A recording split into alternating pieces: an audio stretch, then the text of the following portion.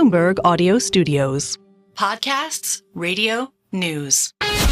This is Bloomberg Businessweek. Insight from the reporters and editors who bring you America's most trusted business magazine. Plus, global business, finance, and tech news as it happens. Bloomberg Businessweek with Carol Massar and Tim Stenovec on Bloomberg Radio. It is Bloomberg Businessweek. That is Carol Massar. I'm Tim Stenovec. And there are a few certainties in life, Carol. There's death. Yes. There's taxes. Yep. And the fact that you and I just love pizza. Love talking about food. We do love especially talking. Pizza, especially fast casual. So on Fridays, so do. Fridays we go home and we have pizza night. We go to our separate homes and we have both pizza have night. pizza night. Yeah. It's a really big thing, and I look forward to it. We've been Different doing it. states. We have been doing it for years. Yeah. Certainly with our family. It sounds like you guys are into it. Oh yeah, we've been doing it for years too. The reason we're talking about pizza is because here in our Bloomberg Interactive Brokers studio, we got with us Mike Burns. He's the CEO of And Pizza. And if you're not familiar with it, because maybe you don't live in Washington, D.C. or the D.C. metro area or Pennsylvania, New Jersey, New York, it has its roots in D.C. It was founded there in 2012. They've got about 50 restaurants in those areas that I mentioned today. But they're known, Carol, for their distinct vibe, their distinct menu, and I guess it's fair to say personality. All right, so let's get to Mike Burns. He joins us here in our Bloomberg Interactive Broker Studio. Welcome, welcome, welcome. So nice to have you here.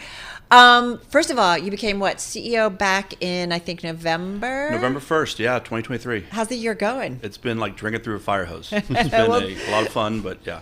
Well, tell us about that fire hose. I mean, what's been the biggest change that you've made to the change since taking the reins? What have been some of the biggest challenges? I mean, yeah, some of the biggest changes we made, we went back to our roots, right? I mean, And Pizza was a company founded in 2012 by Michael Astoria, who's super creative. And the brand, was fun. It was energetic. It was loud. The loud music. The food was like unique and fresh, different in the pizza category.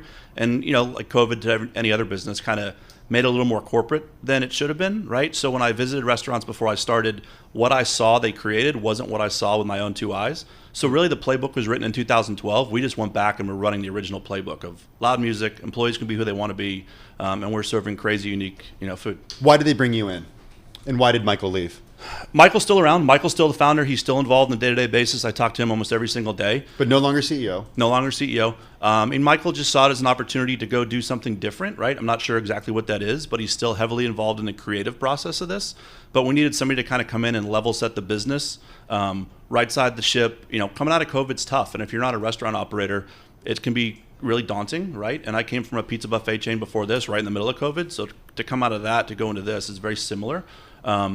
And especially on the in the Northeast where COVID hit the worst, we just came out of it a little bit slower. So Michael kind of chose me to take his fill his shoes and move the brand forward. There is so much out there when it comes to pizza. Certainly here in a city like New York City or the New York Metro, you've got small shops, you've got big chains or bigger chains, if you will. How do you guys really think about continuing to differentiate yourself and stand out? Yeah, we're unique. Because it's competitive. It's way competitive, right? Especially in New York City, right? But in DC, it's not a huge competitive pizza market, right? Yeah. We have the largest share of pizza in DC. We have 40 shops within an hour of the White House.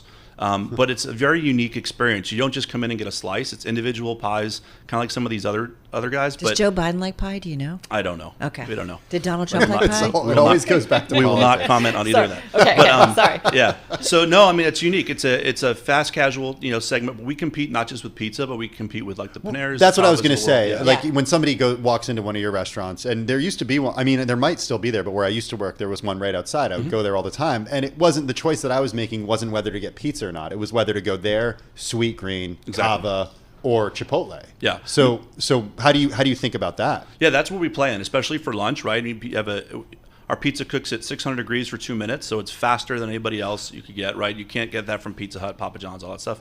So we compete with a Cava Sweet Green. But there have been some issues with competitors in the pizza space. Mod Pizza, for example, seems to, for now, staving off bankruptcy, but coming under pressure.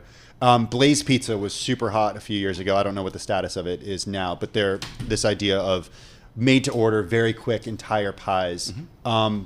How's that space looking right now? I mean, for us, I think it's good. I mean, you got to give Mod credit. They got to, hundreds of restaurants in a pretty relatively short period of time. It's always hard to grow that fast, especially in the fast casual space. I mean, COVID ravaged that. I mean, fast casual wasn't really set up for drive-throughs or, third party. It was really you come in, get your pie, go back to your office.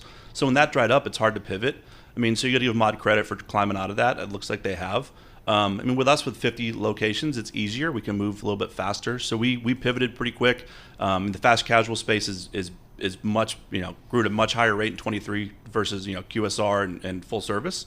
We think we're positioned for that. We're just more unique than a regular pizza place. I mean, if you want to come in and just get a slice of pizza and move on, we're probably not for you. If you want to come in with your hat on backwards and a neck tattoo and rock out to the music, like we're your spot. The business. Yep. Talk to us about. Where is your neck tattoo? It's coming. You should get one. It's coming. Profitability, top line growth, pressure and costs. Walk us through the metrics. Yeah, so I think the fast casual space, the pressure and cost doesn't affect us as much as it does QSR, right? I mean, it actually helps us in some ways, which sounds crazy. It drives up costs for QSR. So now the price difference from us to McDonald's is not that dramatic as it was a few years ago, right? I mean, so we're a little more competitive. So where we weren't a value play before, we kind of are now. Obviously, we want to source ingredients. Like if, the cost of chicken's rising, we wouldn't do a chicken, pie on special, right? So we try to find what protein isn't spiking right now. So if it's going to cost you more, though, you're going to pass it off to the consumer. Not really. We've kind of tried to hold strong, right? Okay. We've already paid Michael, when he started this company, was a big, fight for 15 way early. So we've already gone through all that. So we don't have to go through all that. We're really trying not to raise prices. We try to have a value item. Higher wages are already priced in. Yeah, we've already been priced in for a long time, right? So, I mean, our average wage is over almost $19, right? In the markets we operate in, which is, much more competitive than our competitors. So. What about space? And you guys are a franchise model? We're not yet, so that's the next step. That's what you want to do. But what about space overhead costs? Has it gotten cheaper coming off the pandemic? Has it gotten more expensive? Like in some cities, I know you guys aren't here, but some cities feels like there's a lot of vacant space, retail space. Yeah, we do have actually a couple in New York. We have Wall Street and Nomad. Oh, we you have do? Forgive we me. have 2 stores here. Yeah. So, I mean, rent costs are high. I mean, obviously the trade areas have shifted pre-COVID versus post, especially for us. So luckily for us, we've worked with our landlords to reduce rent in some locations. We might have to exit some locations strategically if it's just the side of town moved. It just moved. Yeah. So it's too expensive. You talked about the higher wages. Michael Astoria was lobbying for $15 minimum wage years ago. The founder of And Pizza. How does it translate? We know it's expensive to have employee turnover. How has it translated, higher wages translated into retention of employees? Give us the metrics there. Because that's a calculation you have to make. Yeah. I mean, for us, I think to us, we've kind of taken, yes, we have to pay them a fair wage. We pay above market. But for us, they have to have fun at work, which is what they weren't doing. Like, we made some decisions before I got here to kind of go a little more corporate, like turn your hat around forward, tuck your shirt in, wear a name tag.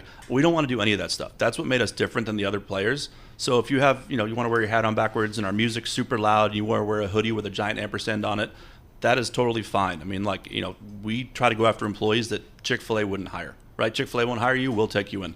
So it's a very, eclectic group, and I think you see that in our customers. And you got the tattoo. You got it. I do have the tattoo. Where's the tattoo? It's on my forearm. Okay. Yeah. The ampersand tattoo. So I hope you keep this job for a while. I do too. If you don't, actually, you can do a lot with an ampersand. I'm just going to say. You can do. It's all black. It's kind of a good safe one. It's like putting like a bird or or something. Yeah. I don't know. We can figure it out. I don't know what I'm talking. What's the end game? Do you guys want to go public?